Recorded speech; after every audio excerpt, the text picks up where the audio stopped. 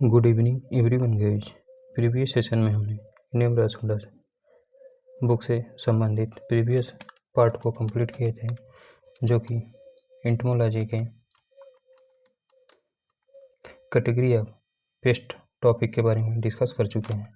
इस सेशन में हम अगले टॉपिक के बारे में डिस्कस करेंगे, जो कि इंटीग्रेटेड पेस्ट मैनेजमेंट से संबंधित है। तो आइए स्टार्ट करते हैं इस सेशन को।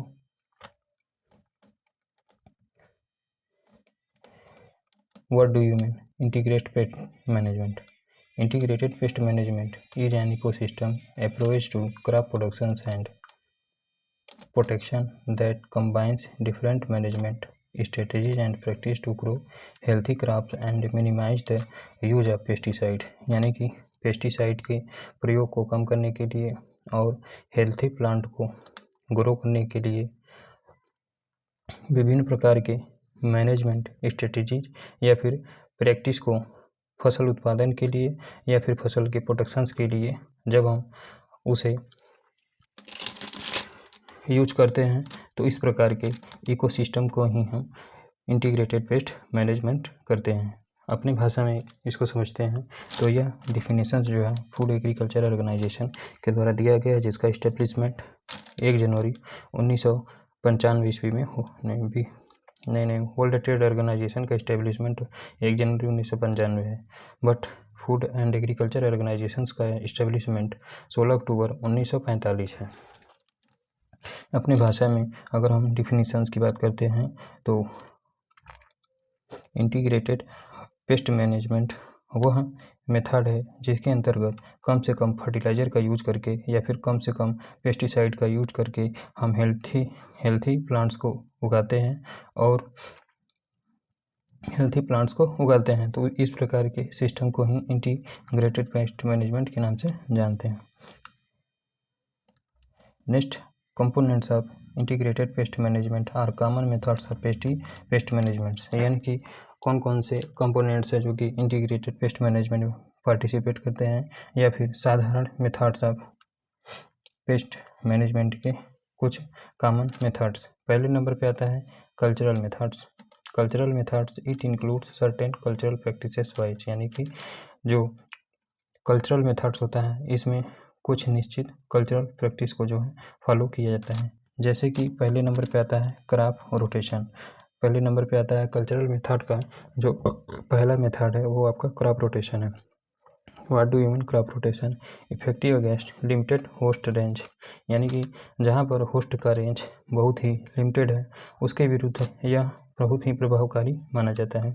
And relatively immobile in some stages of their development. यानी कि संबंधित रूप से यह उसके डेवलपमेंट के कुछ स्टेजेस को इमोबाइल करने का काम करता है। फिर से effective against limited host range and relatively immobile in some stages of their development. यानी कि क्रॉप रोटेशंस कुछ लिमिटेड होस्ट के रेंज के लिए या फिर लिमिटेड होस्ट रेंज के अगेंस्ट प्रभावकारी होता है and relatively immobile in some stages of their development. यानी कि इसके डेवलपमेंट के कुछ स्टेजेज में यह संबंधित रूप से इमोबाइल होता है। दूसरे नंबर पे कल्चरल मेथड्स आता है डीप प्लाउगिंग। यानी दूसरे नंबर पे जो कल्चरल मेथड होता है वो आपका डीप प्लाउगिंग है। डीप प्लाउगिंग का मतलब क्या होता है? The resting stage of soil dwelling insect weeds and pathogens are destroyed by summer deep ploughing. यानी कि the resting stage of soils dwelling insects. यानी कि सॉयल का जब रेस्टिंग स्टेज रहता है तो उसमें बहुत सारे इंसेक्ट पड़े रहते हैं और उसमें बहुत सारे खरपतवार उगाते हैं और उसमें बहुत सारे जो होते हैं वो पैथोजेंस जो होते हैं वो रहते हैं। यानी रेस्टिंग यानी कि बिना जुताई बुआई किए हुए फील्ड में बहुत सारे इंसेक्ट पाए जाते हैं, बीट्स पाए जाते हैं, पैथोजेंस पाए जाते हैं। Are destroyed by summer deep ploughing. जब हम समर में डीप प्लाउगिंग कर देते हैं तो इससे इस प्रकार के पैथोजेंस बीट्स इंसेक्ट जो है पूरी तरह से नष्ट हो जाते हैं। इसी को हम सॉयल सोलराइजेशन के नाम से भी जानते हैं, जो कि गर्मी के महीनों में किया जाता है और इससे मिट्टी की संरचना का भी सुधार होता है। साथ ही साथ विभिन्न प्रकार के जो माइक्रो ऑर्गेनिजम्स यानी कि इंसेक्ट पेस्ट एंड डिजीजेज जो पाए जाते हैं फील्ड में वो पूरी तरह से नष्ट हो जाते हैं। और और इन सब माइक्रो ऑर्गेनिजम्स के जो एक्स होते हैं सॉइल्स में वो भी नष्ट हो जाते हैं। तीसरे नंबर का कल्चरल मेथड कौन सा है? तो तीसरे नंबर पे कल्चरल मेथड दिया है क्लीन कल्टीवेशन, यानी तीसरे नंबर पे जो कल्चरल मेथड दिया है उसका नाम है clean cultivations, field sanitation and destroy plant debris of previous crops. यानी कि क्लीन कल्टीवेशंस का मतलब यही होता है कि field sanitation and destroy plant debris of previous crops, यानी कि इसके अंतर्गत जो फील्ड होता है इसमें सैनिटेशन किया जाता है, यानी कि आग लगाकर फील्ड में जो है, यानी कि आग लगाकर फील्ड में जो है पूरी तरह से प्रीवियस फसल जो उगाई गई है उसको नष्ट कर दिया जाता है। फिर से field sanitation and destroy plant debris of previous crop, यानी कि पिछले वर्ष जो फसल उगाए गए हैं उसके प्लांट्स, यानी उसके जो प्लांट्स हैं उसको डिस्ट्रॉय किया जाता है फील्ड क्लीन कल्टीवेशंस के अंतर्गत, और जो विभिन्न प्रकार के जो खरपतवार होते हैं उसका सैनिटेशंस किया जाता है फील्ड में। चौथे नंबर पे कल्चरल मेथड है यूज ऑफ ट्रैप क्रॉप, यानी कि चौथे नंबर पे जो कल्चरल मेथड यूज किया जाता है उसका नाम है trap crop. Discuss about trap crop. Trap crop का मतलब क्या होता है? तो ट्रैप क्रॉप का मतलब होता है grow trap crop around the main crop to attract the pest of main crops and then easily destroyed through spraying any effective pesticides। फिर से grow trap crops around the main crops to attract the pest of main crops, यानी मुख्य फसल के paste को attract करने के लिए मुख्य फसल के चारों तरफ जो है ट्रैप क्रॉप को उगाया जाता है। Then easily destroyed through spraying and effective pesticides, और ये जो होते हैं आसानी से नष्ट हो जाते हैं किसके द्वारा? तो प्रभावकारी पेस्टिसाइड के स्प्रे कर देने से ये पूरी तरह से नष्ट हो जाते हैं। नेक्स्ट पॉइंट, एग्जाम्पल के तौर पे सोविंग ओकरा इन काटन क्रॉप्स, यानी कि काटन के फसल के चारों तरफ हम ट्रैप क्रॉप के रूप में ओकरा का कल्टीवेशन करते हैं as a trap crop for bollworms. इसके द्वारा क्या होता है? तो बॉलवर्म से जो है निजात मिल जाता है, या फिर बॉलवर्म जो होते हैं इस प्रकार के मेथड से पूरी तरह से कंट्रोल हो जाते हैं। Castor in soybean for Spodoptera, यानी कि सोयाबीन के चारों तरफ जो होता है, सोयाबीन के जो है चारों तरफ कैस्टर को उगाया जाता है, जो कि स्पोडोप्टेरा, यानी कि स्पोडोप्टेरा इंसेक्ट से बचाने के लिए स्पोडोप्टेरा इंसेक्ट से बचाने के लिए ट्रैप क्रॉप के रूप में सोयाबीन के चारों तरफ कैस्टर को उगाया जाता है। And mustard in cabbage for diamond bank moth, यानी कि डायमंड बैंक मोथ से बचाने के लिए कैबेज के चारों तरफ ट्रैप क्रॉप के रूप में मस्टर्ड लगाया जाता है। सीधा कहने का मतलब यह है कि काटन क्रॉप के चारों तरफ क्या लगाया जाता है? तो काटन क्रॉप के चारों तरफ ओकरा या फिर भिंडी लगाया जाता है ट्रैप क्रॉप के रूप में, और कैस्टर के यानी सोयाबीन के चारों तरफ जो है कैस्टर के चारों तरफ फिर से सोयाबीन के चारों तरफ कैस्टर को लगाया जाता है स्पोडोप्टेरा इंसेक्ट से बचाने के लिए, और इसके बाद जो डायमंड बैक मोथ से बचाने के लिए कैबेज के चारों तरफ मस्टर्ड को लगाया जाता है। Next method is pruning and thinning. Next method is pruning and thinning. Infected parts should be pruned out, यानी कि कल्चरल मेथड्स में जो पांचवा मेथड है वो आपका प्रूनिंग एंड थिनिंग है। प्लांट का जो इन्फेक्टेड पार्ट्स होता है उसको पूरी तरह से प्रून्ड आउट या फिर काट कर फेंक देना चाहिए, फिर काट कर उसको जला देना चाहिए। Next point related to thinning and prunings. Thinning also increase the vigour of plants, यानी कि जो थिनिंग होता है, थिनिंग करने से जो प्लांट्स की विगर होती है या फिर उसकी जो ओजस्व होता है वह बढ़ता है।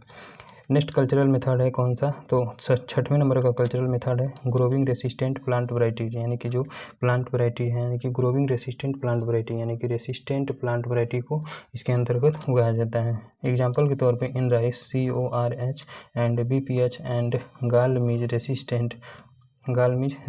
फिर से एग्जांपल के तौर पर रेसिस्टेंट वैरायटी के रूप में राइस के फील्ड में CORH फर्स्ट को उगाया जाता है, किससे बचाने के लिए? तो ब्राउन प्लांट हॉपर से बचाने के लिए। फिर से क्या कहते हैं, राइस के फील्ड में ब्राउन प्लांट हॉपर से बचाने के लिए CORH राइस की वैरायटी को उगाया जाता है।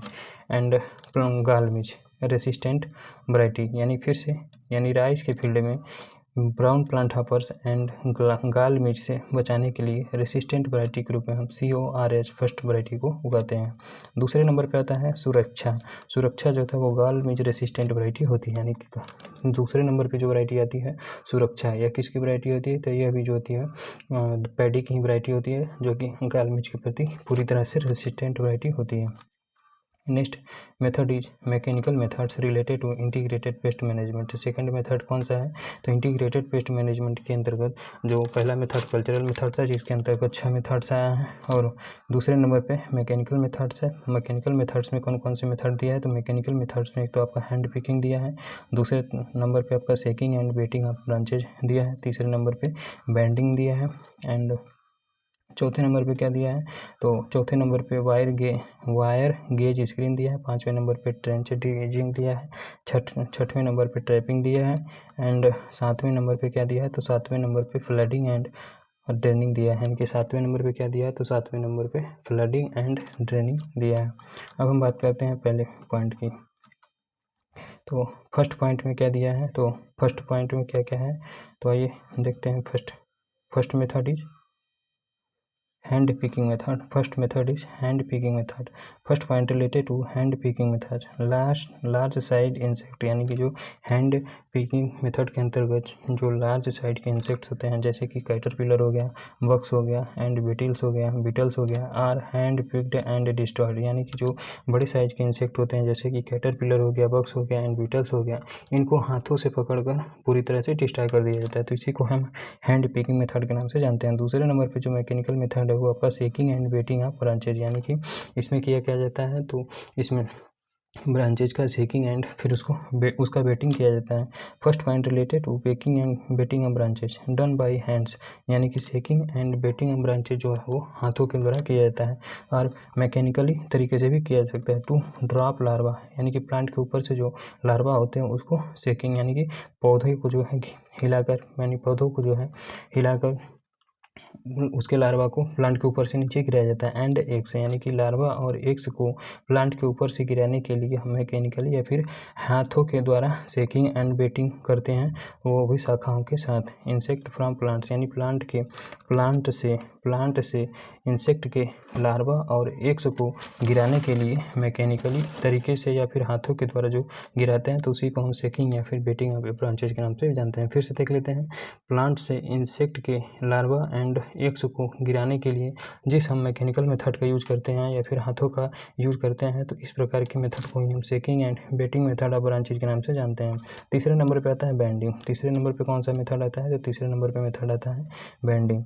प्रिवेंट क्लिंगिंग पेस्ट, यानी कि इसके अंतर्गत क्या किया जाता है? तो बैंडिंग के अंतर्गत जो क्लिंगिंग पेस्ट होते हैं, फिर रेंगने वाले फिर चढ़ने वाले जो पेस्ट होते हैं, उसको रोकने का काम किया जाता है बैंडिंग के द्वारा। यानी बैंडिंग का मतलब होता है जो इंसेक्ट रेंग कर पौधे के ऊपर चढ़ते हैं और उस प्रकार के इंसेक्ट को रोकने के लिए बैंडिंग प्रक्रिया की जाती है। बैंडिंग में किया जाता है जैसे मैंगो मिलीबग है, टर्माइट्स हो गया, ये नीचे सॉइल से जो है चढ़कर ऊपर जाते हैं, तो उसके केस में ग्लिसरॉल या फिर एक और होता है क्या, ग्लिसरॉल का प्रयोग करते हैं। और ग्लिसरॉल के साथ साथ ट्री बैंडिंग में और एक यूज किया जाता है,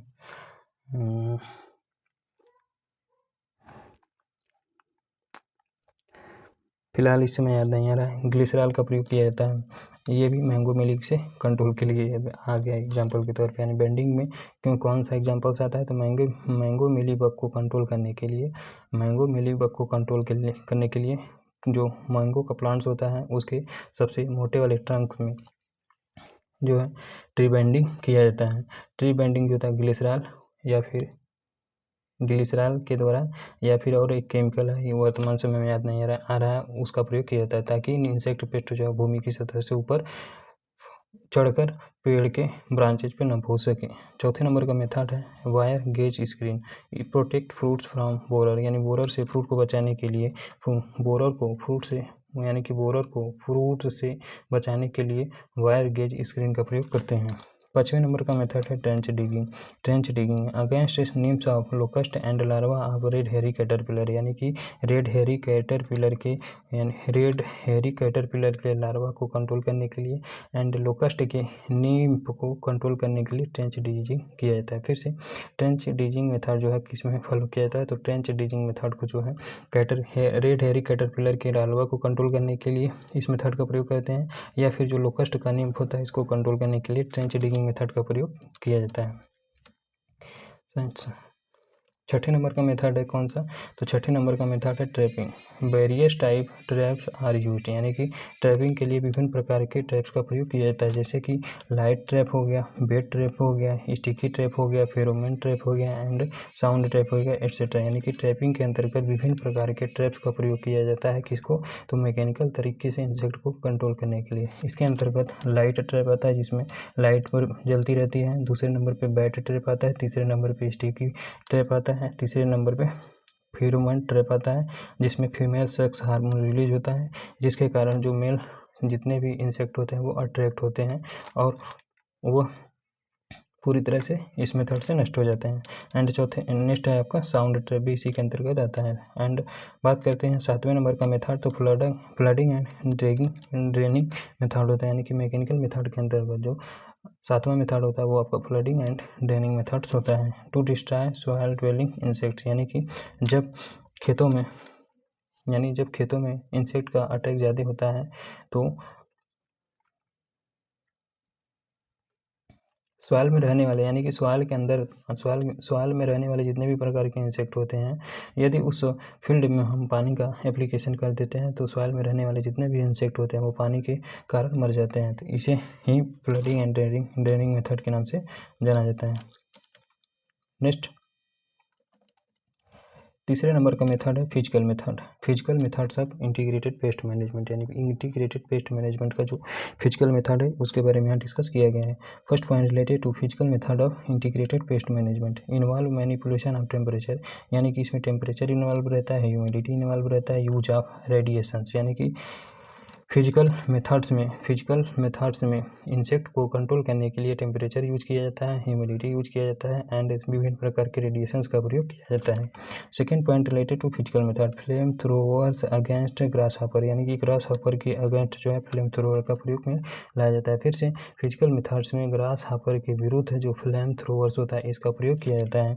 next point drying of grains at minimum moisture level to reduce storage pest infestation, यानी कि स्टोरेज पेस्ट इन्फेस्टेशन, यानी स्टोरेज पेस्ट के इन्फेस्टेशन को कम करने के लिए सदैव जो होता है ग्रेन्स को सुखाया जाता है और उसमें मॉइस्चर का जो लेवल होता है वो कम से कम किया जाता है। फिर से स्टोरेज यानी स्टोरेज पेस्ट की इन्फेस्टेशन को कम करने के लिए विभिन्न प्रकार के ग्रेन्स को जो है सुखाया जाता है और उसमें जो मॉइस्चर लेवल होता है उसको बिल्कुल कम किया जाता है।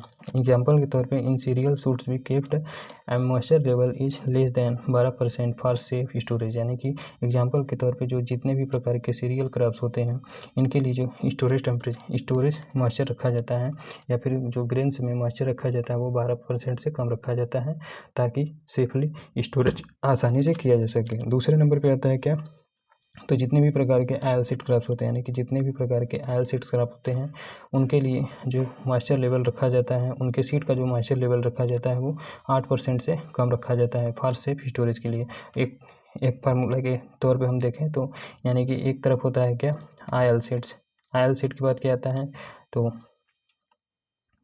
ऐसे देख लेते हैं। पहले पे आपका सीरियल्स आता है, पहले पे क्या आता है तो पहले पे सीरियल्स आता है, पहले नंबर पे सीरियल आता है, फिर इसके बाद क्या आता है पल्सेस आता है, फिर इसके बाद क्या आता है तो आयल सीड्स आता है। तो नीचे से हम लेके देखते हैं आयल सीड के लिए जो मॉइस्चर रखा जाता है, यानी कि आयल सीड के स्टोरेज के लिए जो मॉइस्चर लेवल रखा जाता है वो कितना रखा जाता है तो 6 से लेके 8% तक मॉइस्चर इसके लिए रखा जाता है। जबकि पल्सेस के लिए जो मॉइस्चर लेवल रखा जाता है स्टोरेज के लिए वो 8 से लेके 10% तक रखा जाता है। जबकि सीरियल्स के लिए जो मॉइस्चर लेवल रखा जाता है वह कितना रखा जाता है तो यह 10 से लेके 12% तक इसमें मॉइस्चर का लेवल रखा जाता है। तो इस प्रकार यह सिस्टम कंप्लीट होता है। नेक्स्ट मेथड है लोकल लीगल कंट्रोल्स। चौथे नंबर का मेथड है इंटीग्रेटेड पेस्ट मैनेजमेंट के अंतर्गत पहला मेथड था कल्चरल मेथड, दूसरे नंबर पे मैकेनिकल मेथड, तीसरे नंबर पे फिजिकल मेथड था। और इंटीग्रेटेड पेस्ट मैनेजमेंट के अंतर्गत जो चौथा मेथड है वो आपका लीगल कंट्रोल्स है, यानी कि वैधानिक नियंत्रण। पहले नंबर पे आता है adopted various quarantine measures at various frontier area of country, यानी कि भारत देश के वेरियस फ्रंटियर एरिया में, यानी कि भारत देश के विभिन्न प्रकार के क्षेत्रों में विभिन्न प्रकार के क्वारंटाइन मेजर्स का अडॉप्ट किया जाता है। फिर से इंसेक्ट को कंट्रोल करने के लिए भारत के विभिन्न क्षेत्रों में विभिन्न प्रकार के क्वारंटाइन मेजर्स को जो है अपनाया जाता है। Second point related to legal controls, domestic quarantine also adopted for some insect pest, यानी कि कुछ इंसेक्ट पेस्ट के लिए जो डोमेस्टिक क्वारंटाइन अडॉप्ट किया गया वो निम्नलिखित प्रकार में है। पहले नंबर पे आपका डीपा है। डीपा का full form destructive insect pest act होता है, जिसका इस्टेब्लिशमेंट सन 1914 ईस्वी में हुआ था। एंड दूसरे नंबर पे आपका डीपीपी क्यू एस आता है, जिसका फुल फॉर्म होता है directorate of plant protection quarantine and storage. और इसका हेडक्वार्टर कहाँ पर है, तो फरीदाबाद हरियाणा में। और इसका इस्टेब्लिशमेंट कब हुआ था, तो 1946 ईस्वी में इसका इस्टेब्लिशमेंट हुआ था। तो ये दोनों जो था वो लीगल कंट्रोल के अंतर्गत आते हैं, और या फिर इसी को हम डोमेस्टिक क्वारंटाइन के नाम से भी जानते हैं, जिसके अंतर्गत विभिन्न प्रकार के इंसेक्ट पेस्ट हमें देखने को मिलते हैं। नेक्स्ट मेथड इज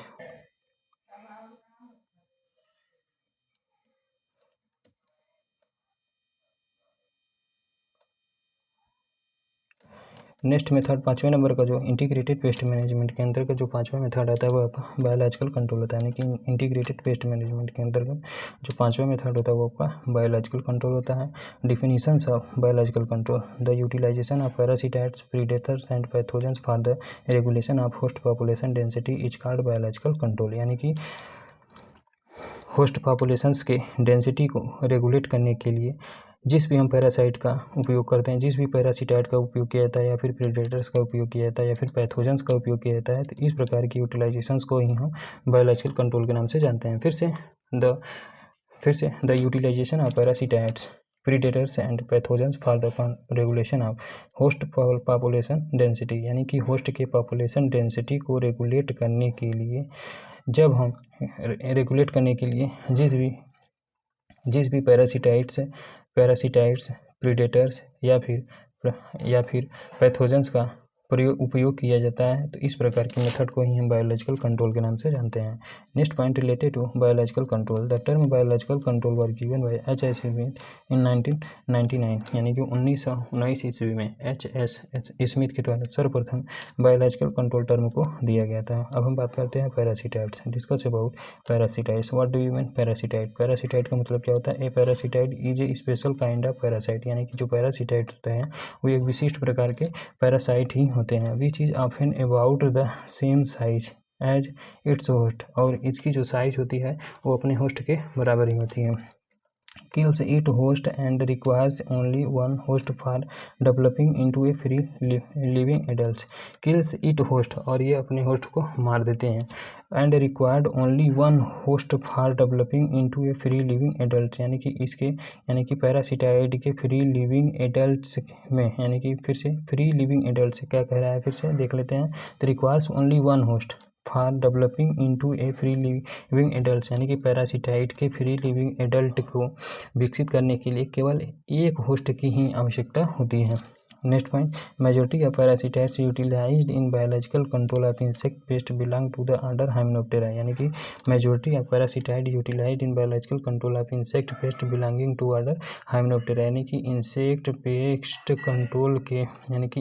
पेस्ट के बायोलॉजिकल कंट्रोल्स में जो मेजॉरिटी रूप से पैरासिटाइड का प्रयोग किया जाता है वह हाइमेनोप्टेरा ऑर्डर से बिलोंग करते हैं। फिर से majority of parasitoids utilised in biological control of insect pest belong to order Hymenoptera, यानी कि इंसेक्ट पेस्ट के बायोलॉजिकल कंट्रोल्स में जो भी पैरासिटाइड्स प्रयोग में लाया जाता है या फिर उपयोग में लाया जाता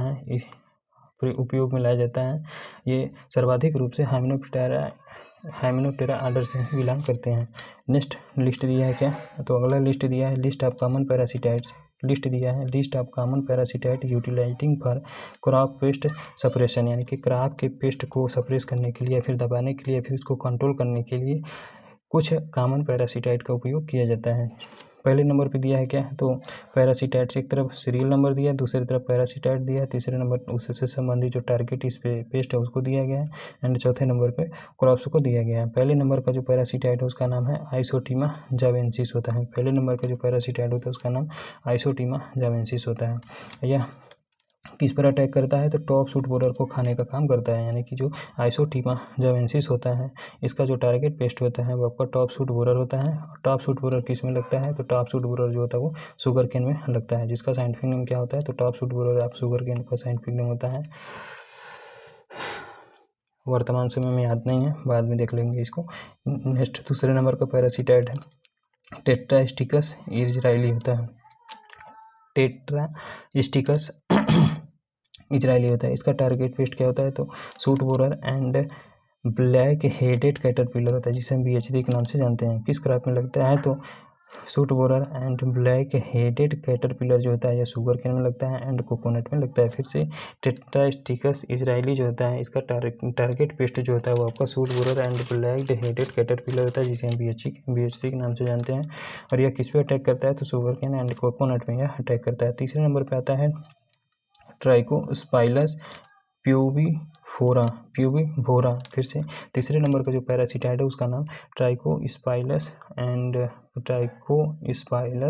प्यूबिफोरा होता है। और इसका जो टारगेट पेस्ट होता है ब्लैक हेडेड कैटरपिलर होता है, यानी कि ट्राइकोस्पाइलस प्यूबिफोरा का जो टारगेट पेस्ट होता है वो ब्लैक हेडेड कैटरपिलर होता है। एग्जाम्पल के तौर पे किस में लगता है, तो ब्लैक हेडेड कैटरपिलर जो होता है वो कोकोनट में लगता है। चौथे नंबर पे क्या आता है, तो एपेंटिलस फ्लेविस आता है। एपेंटिलस फ्लेविस आता है, इसी को हम लार्वल पैरासिटाइड के नाम से जानते हैं। चौथे नंबर पे एपेंटिलस फ्लेविस आता है और यह एक प्रकार का लार्वल पैरासिटाइड्स होता है। इसका टारगेट पेस्ट क्या होता है, तो स्टेम बोरर होता है, जिसका साइंटिफिक नेम काइलोपार्टेलस होता है। यानी कि जो एपेंटिलस फ्लेविस किसको खाने का काम करता है, तो यह स्टेम बोरर को खाने का काम करता है। और इसका साइंटिफिक नेम क्या होता है, तो काइलोपार्टेलस होता है। काइलोपार्टेलस किस पे अटैक करता है, तो स्टेम बोरर ऑफ मेज, यानी कि मेज में जो स्टेम बोरर लगता है उसका साइंटिफिक नेम काइलोपार्टेलस होता है। और इसको खाने का काम कौन करता है, तो एपेंटिलस फ्लेविस करता है, जो कि एक प्रकार का लार्वल पैरासिटाइड्स होता है। नेक्स्ट पॉइंट की बात करते हैं, तो नेक्स्ट पॉइंट इज 5वें नंबर का पॉइंट क्या दिया है, तो 5वें नंबर का पॉइंट दिया है प्लेटीगेस्टर ओराइजी। 5वें नंबर का पॉइंट क्या है, तो 5वें नंबर का पॉइंट है प्लेटीगेस्टर ओराइजी है। इसको खाने का काम किसको खाता है, ये तो गालमिच को खाता है। गालमिच का साइंटिफिक नेम ओरसेलिया ओराइजी होता है। यानी गालमिच का साइंटिफिक नेम क्या होता है, तो गालमिच का साइंटिफिक नेम ओरसेलिया ओराइजी होता है। यह किस में अटैक करता है, तो राइस में अटैक करता है। यानी कि राइस का जो गालमिच होता है जिसका साइंटिफिक नेम ओरसेलिया ओराइजी होता है, इसको खाने का काम या फिर इसके पर पैरासिटाइड का काम कौन करता है, तो प्लेटीगेस्टर ओराइजी करता है। 6वें नंबर का जो पैरासिटाइड है उसका नाम टेलिनोमस रेमस होता है। टेलिनोमस रेमस होता है।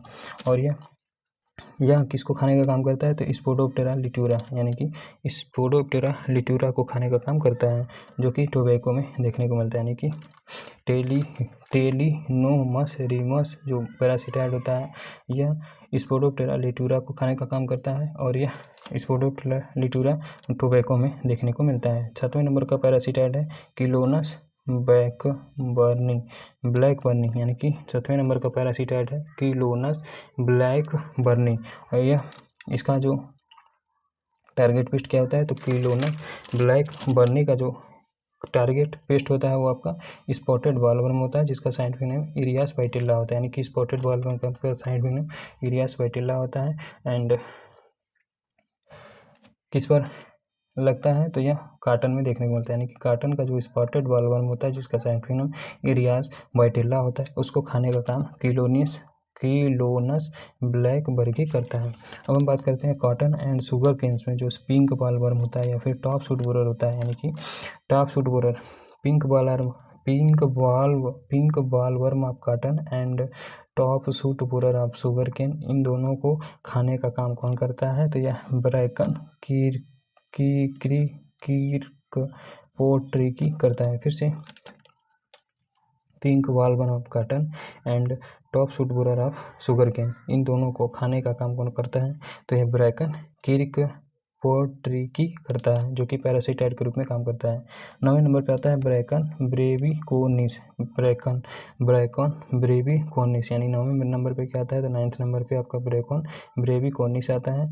और यह इसका टारगेट पेस्ट क्या होता है, तो ब्रैकन ब्रेविकोनिस का जो टारगेट पेस्ट होता है वो आपका टॉप शूट बोरर होता है, या फिर ब्राउन BHC का मतलब क्या होता है, तो यहीं पे दिया था BHC का मतलब होता है ब्लैक हेडेड कैटरपिलर, यानी BHC का मतलब होता है ब्लैक हेडेड कैटरपिलर। यह किस में लगता है, तो टॉप शूट बोरर तो आपका शुगर केन में लगता है, लेकिन BHC यानी कि ब्लैक हेडेड कैटरपिलर जो था कोकोनट में लगता है, यानी कि ब्लैक हेडेड कैटरपिलर आप coconut and top shoot borer आप शुगर केन। इसको कंट्रोल करने का काम कौन करते हैं, तो ब्रैकन ब्रेविकोनिस पैरासिटाइड करता है।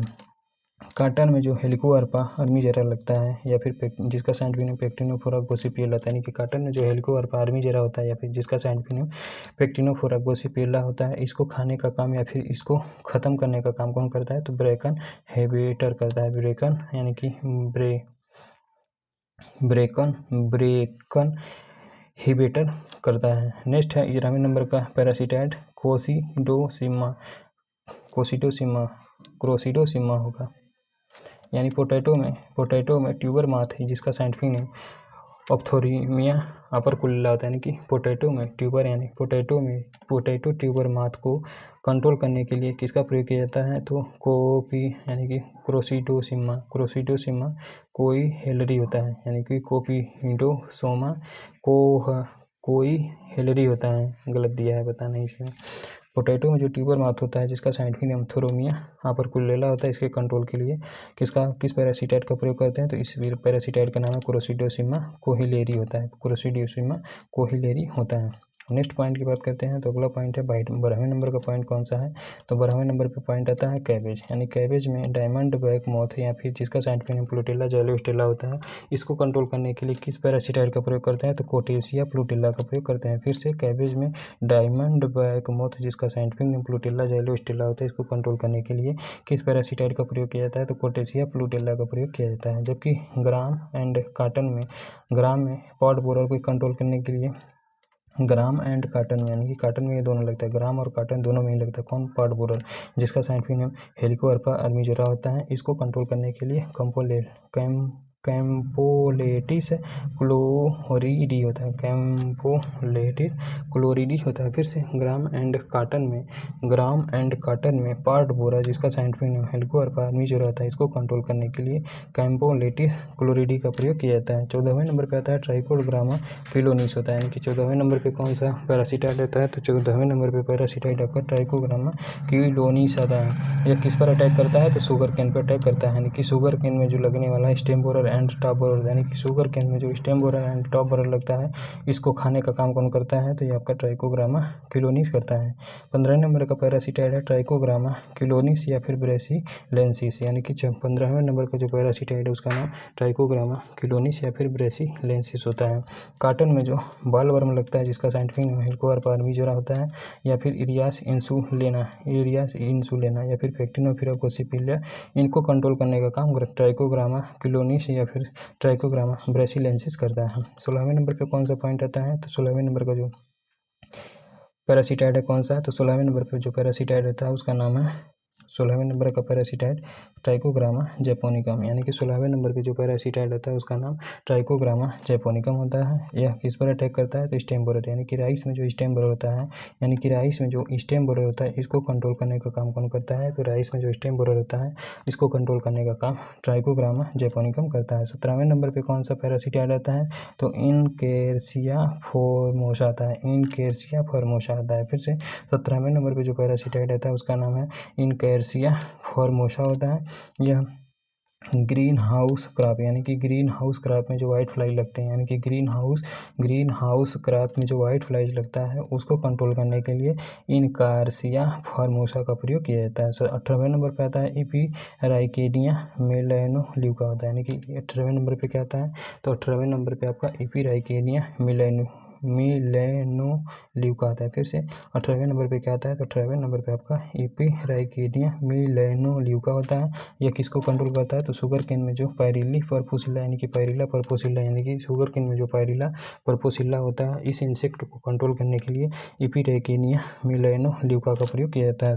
19वें नंबर का पैरासिटाइड है इनकैर्सिया पर्निसियोसी। फिर से 19वें नंबर का जो पैरासिटाइड उसका नाम इनकार्सिया पर्निसियोसी है और यह किसको खाने का काम करता है, तो एप्पल में जो सन जोस स्केल लगता है यानी कि एप्पल में जो सन जोस स्केल लगता है जिसका साइंटिफिक नेम क्वाड्रा स्पाइडियोटस पर्निसियोसस होता है। फिर से एप्पल में जो सन जोस स्केल लगता है जिसका साइंटिफिक नेम क्वाड्रा स्पाइडियोटस पर्निसियोसस होता है, इसको खाने का काम इनकैर्सिया पर्निसियोसी करता है। 20वें नंबर का पैरासिटाइड कौन सा है, तो 20वें नंबर का पैरासिटाइड है एफिलेनिस मालिस होता है यानी कि 20वें नंबर का जो पैरासिटाइड उसका नाम एफिलिनस माली होता है यानी कि 20वें नंबर का जो पैरासिटाइड होता है उसका नाम एफिलिनस माली होता है। यह किसको खाने का काम करता है, तो एप्पल में जो ऊली एफिड लगता है जिसका साइंटिफिक नेम इरियोसोमा लैनिजेरम होता है यानी कि एप्पल में जो ऊली एफिड लगता है जिसका साइंटिफिक नेम इरियोसोमा लैनिजेरम होता है, इसको कंट्रोल करने का काम एफिलिनस माली करता है। नेक्स्ट है 22वें नंबर पर कौन सा पैरासिटाइड आता है, तो 22वें नंबर पर पैरासिटाइड आता है लेप्टोमेस्ट्रिक्स डैक्टिलोपी आता है यानी कि 22वें नंबर का जो पैरासिटाइड है उसका नाम लेप्टोमेस्ट्रिक्स डैक्टिलोपी होता है। यह सिट्रस में लगने वाले मिलीबग को कंट्रोल करने का काम करता है यानी कि सिट्रस में जो मिलीबग लगता है जिसका साइंटिफिक नेम प्लेनोकोकस सिट्री होता है यानी कि सिट्रस में जो मिलीबग लगता है जिसका साइंटिफिक नेम प्लेनोकोकस सिट्रिस होता है, इसको कंट्रोल करने का काम लेप्टोमेस्ट्रिक्स डैक्टिलोपी करता है। नेक्स्ट अगला हेडिंग कौन सा है, तो discuss about predators. What do you mean predators, predators क्या होते हैं उसके बारे में यहाँ डिस्कस किया जाएगा। Predator is a free living organism throughout life and usually larger in size, kill their prey and require more than one prey for developing free living adults. Common examples are follow. फिर से predator एक प्रकार के free living organisms होते हैं जो कि पूरे लाइफ भर पाए जाते हैं। फिर से predator is a free living organism throughout life यानी कि प्रीडेटर जो होते हैं वो पूरे लाइफ टाइम तक पाए जाने वाले फ्री लिविंग ऑर्गेनिजम्स होते हैं, यूजुअली लार्जर इन साइज और इनका आकार जो होता है वो सामान्यतः बड़ा होता है। किल देयर प्रे और यह अपने होस्ट को या फिर अपने प्रे को या मारने का काम करते हैं। किल देयर प्रे यानी कि यह अपने प्रार्थी को किल करने का काम करता है। And require more than one spray for developing free living adults यानी कि and require more than one spray for developing free living adults यानी कि फ्री लिविंग एडल्ट्स के विकसित होने के लिए यानी कि फ्री लिविंग एडल्ट्स के विकसित डेवलपिंग के लिए यानी फ्री लिविंग एडल्ट्स के विकसित होने के लिए केवल मोर देन वन स्प्रे यानी कि कम मोर देन वन स्प्रे यानी कि एक स्प्रे से अधिक की आवश्यकता होती है। फिर से and require more than one spray for developing free living adults यानी कि फ्री लिविंग एडल्ट्स के विकास यानी कि फ्री लिविंग एडल्ट्स के विकास के लिए केवल एक स्प्रे से अधिक की आवश्यकता होती है यानी कि मोर देन वन स्प्रे यानी कि एक स्प्रे से अधिक की आवश्यकता होती है। कॉमन एग्जांपल्स आर फॉलो यानी कि इसके अंतर्गत जो एग्जांपल्स हैं उसके बारे में नीचे दिया गया है। तो पहले नंबर पे कौन सा प्रीडेटर आता है, तो पहले नंबर का प्रीडेटर है लेडी बर्ड बीटल यानी कि पहले नंबर का जो प्रीडेटर होता है वो लेडी बर्ड बीटल होता है। यानी कि एक डिफरेंसेस समझ में आया। जो प्रीडेटर होते हैं, प्रीडेटर जो होता है यह अपने होस्ट से बड़ा होता है यानी कि प्रेडेटर जो होता है वो होस्ट से साइज में बड़ा होता है, जबकि पैरासिटाइड्स जो होते हैं वो अपने होस्ट के बराबर ही रहते हैं यानी कि पैरासिटाइड का जो साइज होता है वो होस्ट के बराबर ही होता है, जबकि प्रेडेटर का साइज होता है वो अपने होस्ट से बड़ा होता है। इसके अंतर्गत पहला जो एग्जांपल दिया है उसका नाम है लेडी बर्ड बीटल यानी पहले नंबर पर जो एग्जांपल दिया है कौन सा है, तो first examples related to predator. First examples related to predator ladybird beetle जिसका scientific name Coccinella septempunctata होता है, सेप्टम पंक्टेटा होता है। फिर से लेडी बर्ड बीटल का साइंटिफिक नेम क्या होता है, तो लेडी बर्ड बीटल का scientific name Coccinella septempunctata होता है। कॉक्सिनेलिडी फैमिली से बिलोंग करता है। Coleoptera feed on aphids of various crops यानी विभिन्न प्रकार के फसलों पर जो एफिड्स होते हैं उनको खाने का काम करते हैं। फिर से लेडी बर्ड बीटल जिसका साइंटिफिक नेम कॉक्सिनुला सेप्टम पेक्टेटा होता है, यह कॉक्सिनिलिडी फैमिली के अंतर्गत आते हैं। यानी कि लेडी बर्ड बीटल जो होता है किस फैमिली के अंतर्गत आता है, तो कॉक्सिनिलिडी फैमिली के अंतर्गत आता है, जो कि कोलियोप्टेरा आर्डर से संबंधित होते हैं। यानी कि यह कोलियोप्टेरा आर्डर से संबंधित होते हैं। Feed and aphid of various crop, यानी विभिन्न प्रकार की फसलों पर जो एफिड्स पाए जाते हैं उसको खाने का काम लेडी बर्ड बीटल करता है। दूसरे नंबर पर आता है लेडी बर्ड बीटल जिसका साइंटिफिक मेनोकाइलस सेक्स मैकुलेटा होता है। यानी कि दूसरे नंबर पे भी लेडी बर्ड बीटल दिया जिसका साइंटिफिक नेम मेनोकाइलस सेक्स मैकुलेटा होता है। यह भी कॉक्सिनिलिडी फैमिली से बिलोंग करता है और एक आर्डर क्या होता है, तो कोलियोप्टेरा आर्डर से बिलोंग करता है। यानी कि कोलियोप्टेरा आर्डर से बिलोंग करने वाला प्रेडेटर होता है ऑफ मेलीबग एंड स्केल इंसेक्ट। यानी कि लेडी बर्ड बीटल जिसका साइंटिफिक नेम मेनोकाइलस सेक्स मैकुलेटा होता है, यह कॉक्सिनिलिडी फैमिली से बिलोंग करता है और यह एक प्रकार का कॉक्सिनिलिडी फैमिली से बिलोंग करता है और कोलियोप्टेरान प्रीडेटर होता है जो कि स्केल इंसेक्ट एंड मीलीबग को कंट्रोल करने का काम करता है। तीसरे नंबर का जो प्रीडेटर है उसका नाम है लेसविंग का साइंटिफिक नेम क्राइसोपर्ला कार्निया होता है। क्राइसोपर्ला कार्निया होता है। यानी कि लेसविंग का साइंटिफिक नेम क्या होता है, तो लेसविंग का साइंटिफिक नेम क्राइसोपर्ला कार्निया होता है। यह किस फैमिली से बिलोंग करता है, तो क्राइसोफिडी यानी क्राइसोफिडी फैमिली से बिलोंग करता है।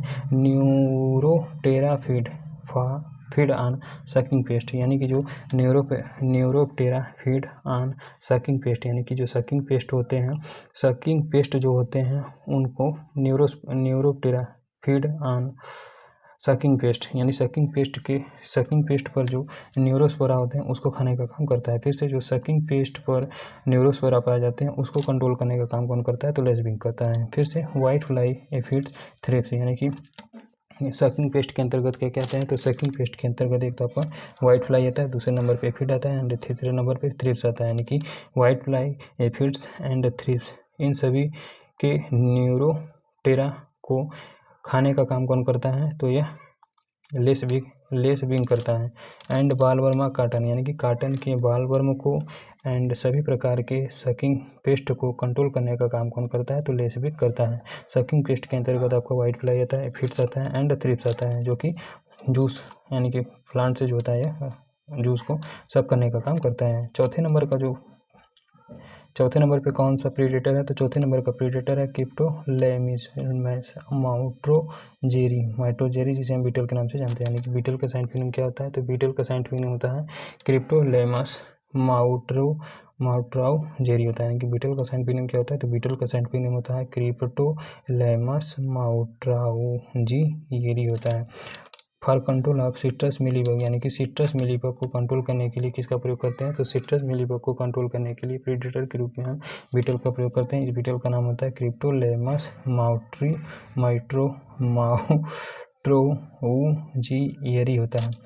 पाँचवें नंबर का जो प्रीडेटर है उसका नाम रोडेलिया कार्डेनेलिस होता है। फिर से पाँचवें नंबर पे जो प्रीडेटर होता है उसका नाम रोडेलिया कार्डेनेलिस होता है। यह भी एक प्रकार का बीटल ही होता है। फॉर कार्टनिक्यूसन स्केल, यानी कि कार्टनिक्यूसन स्केल को कंट्रोल करने के लिए किसका प्रयोग करते हैं, तो कार्टनिक्यूसन स्केल्स को कंट्रोल करने के लिए प्रीडेटर के रूप में रोडेलिया कार्डेनेलिस का प्रयोग किया जाता है।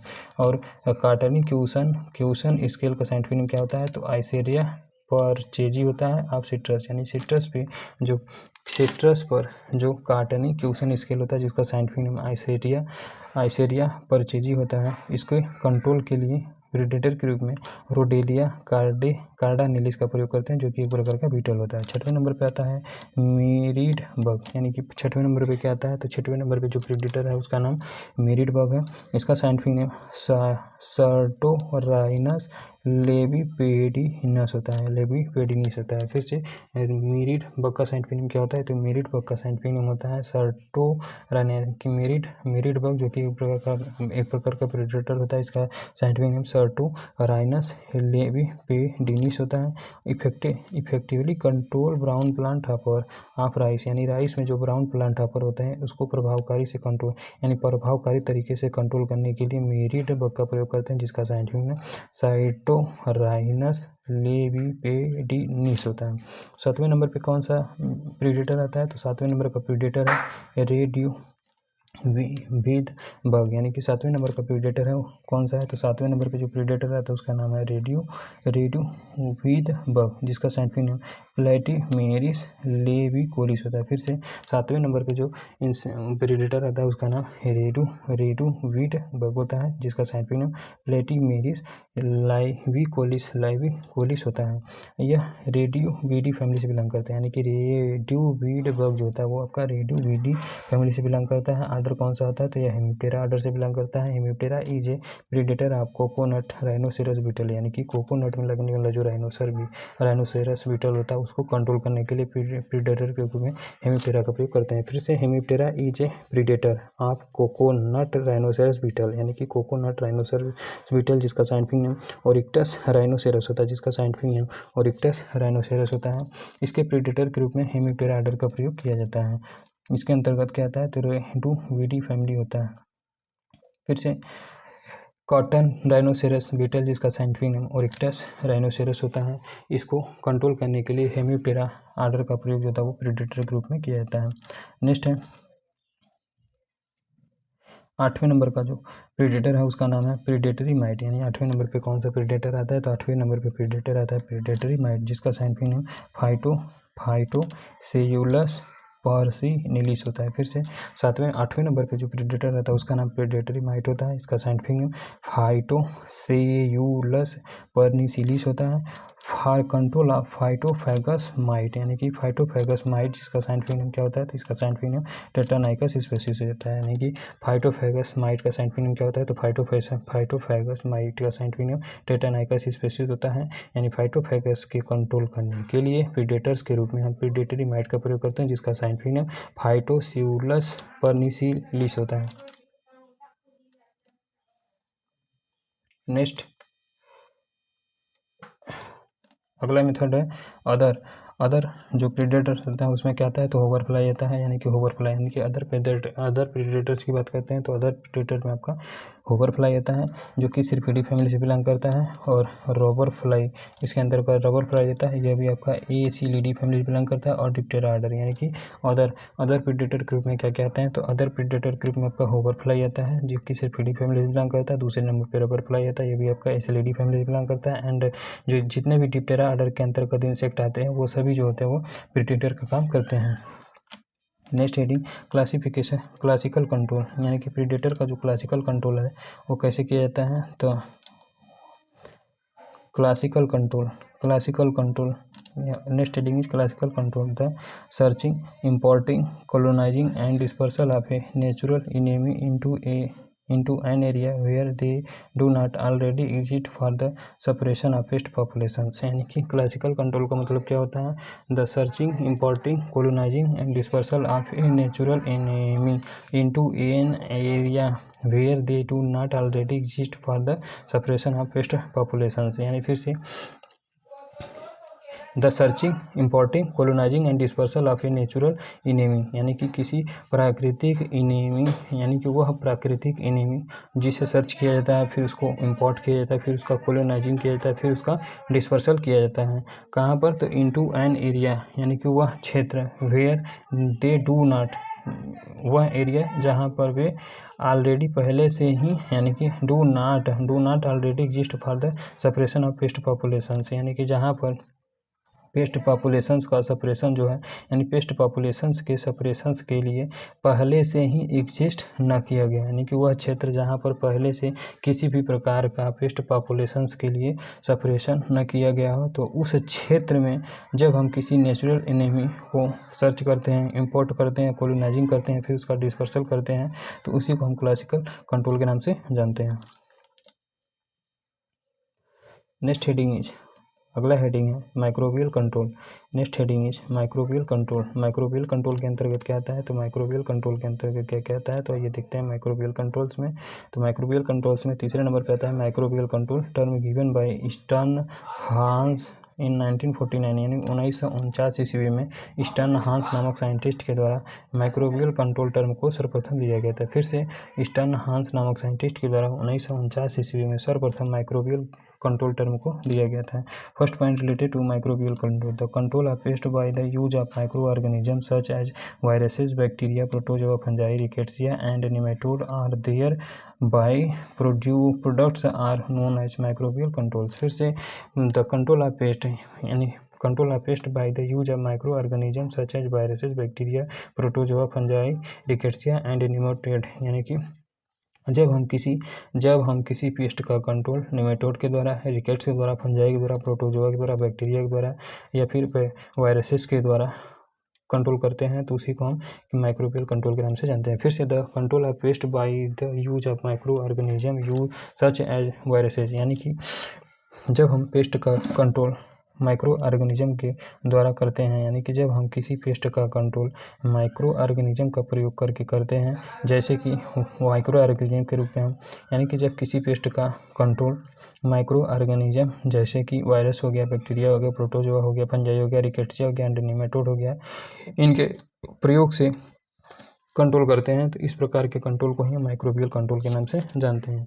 इसी को अन्य भाषा में कहें तो देयर बाय प्रोडक्ट्स, या फिर इस ऑर्गेनिज्म, इस माइक्रो ऑर्गेनिज्म के प्रोडक्ट के द्वारा, यानी कि इस किसी माइक्रो ऑर्गेनिज्म के प्रोडक्ट के द्वारा या फिर माइक्रो ऑर्गेनिज्म जैसे वायरस हो गया, बैक्टीरिया हो गया, प्रोटोजोआ हो गया, फंजाई हो गया, रिकेट्सिया हो गया, नेमाटोड हो गया, इन सभी के द्वारा जब हम इन सभी का प्रयोग करके जब हम पेस्ट का कंट्रोल करते हैं तो उसी को हम माइक्रोबियल कंट्रोल के नाम से जानते हैं। फादर ऑफ इंसेक्ट पैथोलॉजी, यानी इंसेक्ट पैथोलॉजी का पिता किसे कहते हैं तो अगस्टिनो बेसी को कहा जाता है। अगस्टिनो बेसी को कहा जाता है फादर ऑफ इंसेक्ट पैथोलॉजी, यानी इंसेक्ट पैथोलॉजी का पिता किसे कहते हैं तो इंसेक्ट पैथोलॉजी का पिता जो होता है वह अगस्टिनो बेसी को कहा जाता है।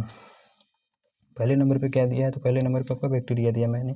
माइक्रो ऑर्गेनिज्म के अंतर्गत जो पहला दिया है वो आपका बैक्टीरिया के बारे में डिस्कस करते हैं। तो entomopathogenic bacteria belong to the family Bacillaceae, यानी कि जो इंटोमोपैथोजेनिक बैक्टीरिया होते हैं वो किस फैमिली से बिलोंग करते हैं तो बैसिलेसी फैमिली से बिलोंग करते हैं। एंड जेनरा बैसिलस, और यह किस जेनरा से बिलोंग करते हैं तो बैसिलस जेनरा से बिलोंग करते हैं। And clostridium in which bacillus, and clostridium यानी कि जेनरा के अंतर्गत आपका बैसिलस एंड क्लोस्ट्रीडियम आता है। In which Bacillus is most important these are gram positive mostly produces endospores. फिर से हम इसके बारे में डिस्कस कर लेते हैं।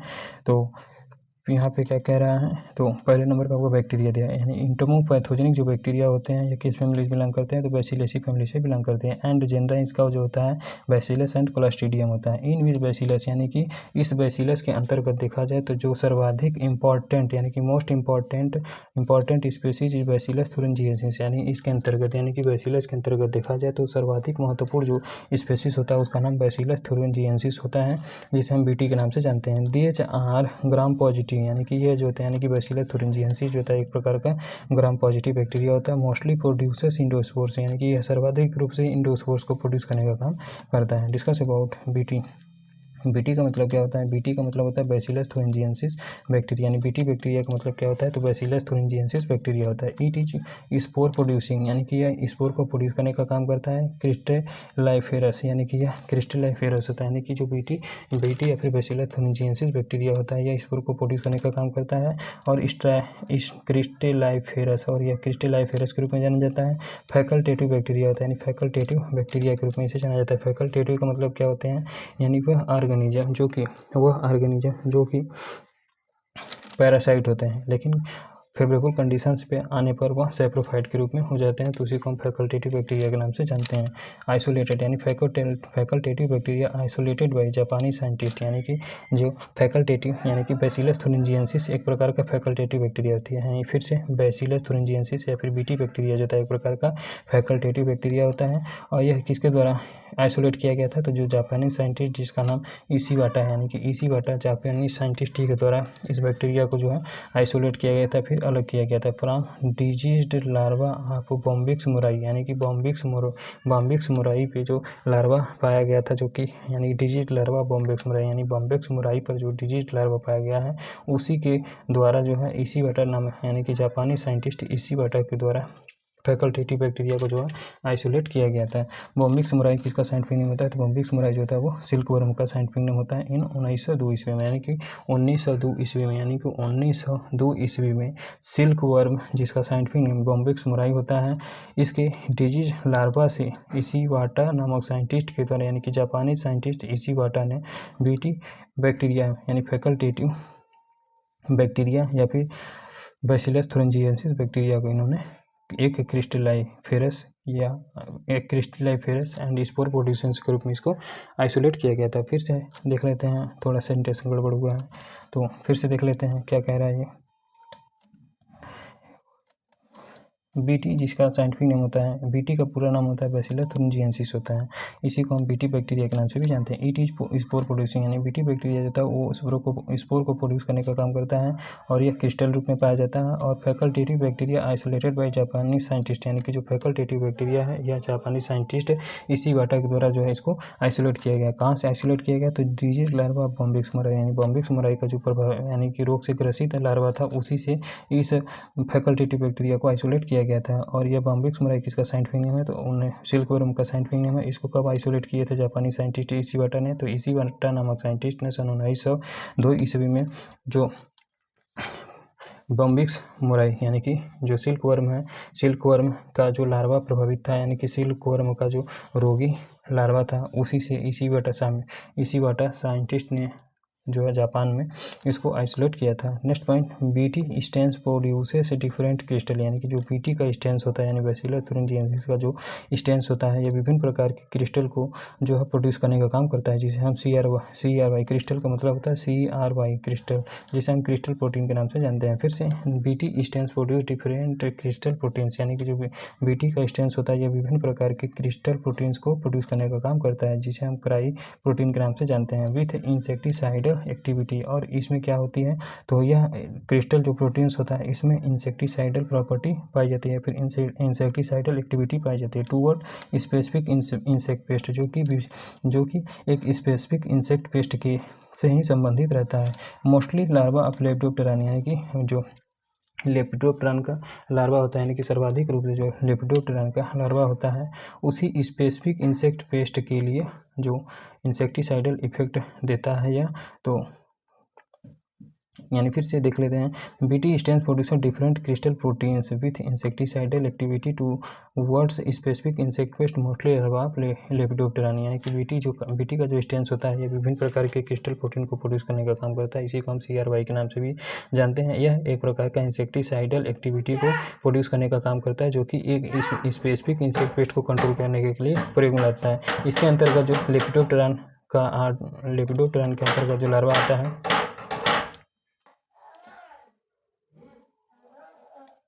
मोस्टली लार्वा ऑफ लेपिडोप्टेरन, यानी कि लेपिडोप्टेरन से संबंधित जो सर्वाधिक लार्वा होते हैं उनको कंट्रोल करने के लिए बीटी बैक्टीरिया का प्रयोग किया जाता है। Next, common BT strains are follow, यानी कि जो कॉमन बीटी स्टेन्स है कहाँ पर फॉलो किए जाते हैं? Common BT strains are follow, यानी कि जो कॉमन बीटी स्टेन्स है यह कहाँ पर फॉलो किया जाता है? पहले नंबर पे दिया है बीटी कुर्सटाकी, यानी पहले नंबर पे आता है बीटी कुर्सटाकी आता है। Presently BT kurstaki strain HD first based products are registered for lepidopteran larva control, यानी कि लेपिडोप्टेरन लार्वा कंट्रोल के लिए जो रजिस्टर्ड किया गया है प्रोडक्ट के रूप में वो आपका वर्तमान समय में BT kurstaki strain HD first, यानी कि बीटी कुर्सटाकी का मतलब क्या है? तो पहले नंबर का जो कॉमन बीटी स्टेन्स है पहले नंबर पे आता है बीटी कुर्सटाकी। वर्तमान समय में बीटी कुर्सटाकी स्टेन जो है HD फर्स्ट के आधार पर यह प्रोडक्ट को बनाया गया है, जो कि लेपिडोप्टेरन लार्वा के कंट्रोल के लिए रजिस्टर्ड किया गया है। दूसरे नंबर पे क्या आता है? तो बीटी इजराइलेंसिस, यानी कि दूसरे नंबर पे क्या आता है? तो बीटी इजराइलेंसिस आता है।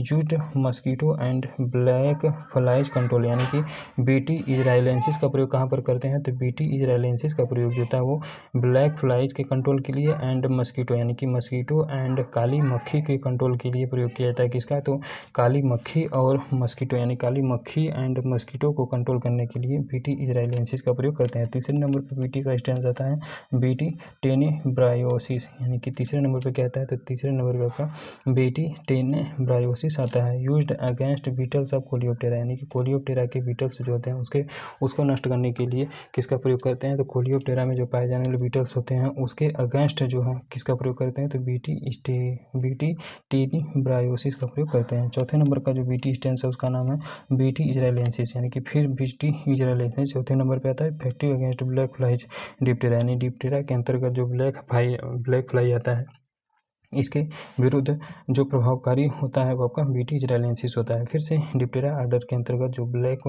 फ्लाई जाता है इसको नष्ट करने का काम कौन करता है, तो बीटी इजराइलियंसिस करता है। अगले हेडिंग पे क्या दिया है, तो नेक्स्ट हेडिंग दिया है टॉक्सिन्स। अगला क्या दिया है, तो टॉक्सिन्स के बारे में दिया गया है। इसको हम नेक्स्ट सेशन में डिस्कस करेंगे। तो इस सेशन को यहीं पे विराम देते हैं। Thank you very much guys. बाप रे।